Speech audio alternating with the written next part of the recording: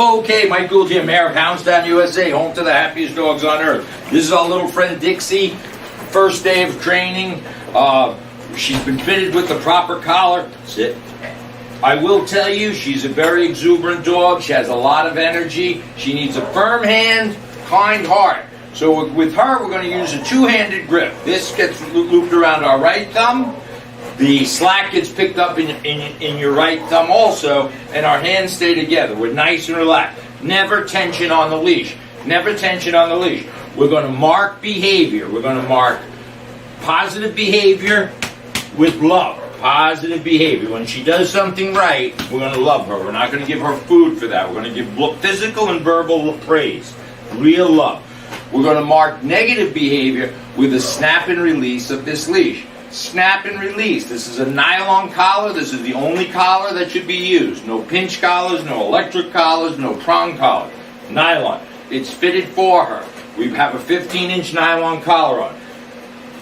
Bad behavior marked with a correction. She's sniffing right now is not allowed. So that's a negative behavior. Love, love, love. I'm going to give her some free time. Leash and collar stays on at all times, inside and outside, when the dog is under our supervision. Leash and collar on always. I'm going to drop the leash. I'm going to give her her release command is, okay, okay, girl. And that's it, and then we'll go outside in a few minutes. Now she's free to walk around the house, but she can't run out the door. And we'll show, as we go on, we're going to add to this behavior. We're going to walk outside and teach you to heel a little bit. Okay, we're going out. So, leash over right thumb, slack also over right thumb, hands together, meat to meat, slack in the leash. We're going to walk out. I'm going to proceed with my left foot is going to be her signal to move. She's not going to understand that today. This is our first 10 minutes of work. Heel. Good. Sit. So we're slowing her brain down. This is important, right? Sit. Slowing her brain down. Her nose is always working. She's a hound dog. She ain't nothing but a hound dog. Her nose is going constantly. So we kind of have to interrupt nature in a way. Left foot, good girl. And we're going outside. We'll pick up outside. Okay, so now we're out in the real world. So there's a modification. Sometimes we walk with the leash like this when we're walking. Sometimes we put our hands together. This she'll work out. That's the difficult part for you. I am kind of ambidextrous. I can go like this or I can go like this. So we're going to walk with our left foot. When the dog's nose goes down, I'm going to correct her. When her nose is up, I'm going to love her. She needs to learn to be on my left side. That is what we call healing. That's our behavior. So I'm relaxed. Left foot out. Good girl, Dixie. Good girl. I can go fast. I can go normal pace. When I turn, she needs to turn. Good girl. Good girl. You see her tail is up. She looks good. I don't want her sniffing. When we're moving, when the pack is moving, the dog can't sniff. That's how the puppies get hurt. They get eaten by the wolf. Good girl, Dixie. Good girl. When we come to a stop, we want to teach her to sit. So I slow down. Slow down. That's her cue. Sit. Dixie, sit. You need a firm correction. Sit. Good. And then praise with love. Mark good behavior with love. Negative correct behaviors with a correction. You need to get this leash correction. It's sit. Dixie, sit. Watch. It's a snap. Sit. Followed by praise. Good dog. It's not strength. It's not strength. It's love and a snap and release. This is great for today. Heel and sit. Heel and sit. Heel and sit. Okay, so here we are outside. It's important to understand there's two frames of mind for the dog. Our time and her time. So her time is called free time. She's free to do most things, except what we don't want her to do. So when she's on her free time, she sniffs, she pees, she poops, she can do what she'd like. So we have to separate that. When we're moving and she's on a leash, she has to be on our side. There's no equivocation, no sniffing, no peeing, no pooping when we're moving. So I'm going to release her and put her on her free time. Her free time is you perform it by getting low, saying her name, and releasing her, because she doesn't understand anything. And she's a little on the stubborn side. So here, it's like this. Okay, girl. Okay, girl. You say, okay, girl.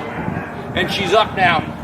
She hasn't figured this out yet, but when she, good girl, Dixie, good girl. When she's on her free time, she can do anything. When she's on our time, she can't do anything. 90% of her life is on her free time. There's only a very small portion of time when we require her to pay complete attention to us. Dixie girl, ya-ya! Dix.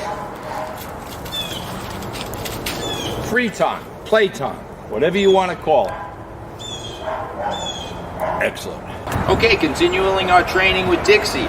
So the fact is, she's been genetically engineered to sniff the ground, right? She's a hound dog, so her nose is genetically, instinctively going down. And that's good 90% of the time, but when we're moving forward, she cannot be sniffing. So watch what we got. Left, she's got a little bit of a sore on her foot from running around so much. So watch when we step out my left. Good girl. Good girl. Good girl. Good girl. Nice and relaxed. I turn, she turns. I stop, she sits. I pivot out my right foot, she stays. So everything here with her is about body movement, eyes, everything is body language. Look, now I love her, right? So depending on what foot, if I pivot with my right, she doesn't get up. If I step out my left, she walks. Good girl. Good girl. Good. So this is much better, maybe subtly, but the fact is her nose isn't down. So what's going to happen, sit, and there's a dog behind her. A little correction, she's got to sit. So, Dixie. Good. So there's a distraction behind us, but it doesn't matter. She's got to trust our judgment. So she sits. So that's it, where we are today. This is only the first few days. She heels with our left foot forward.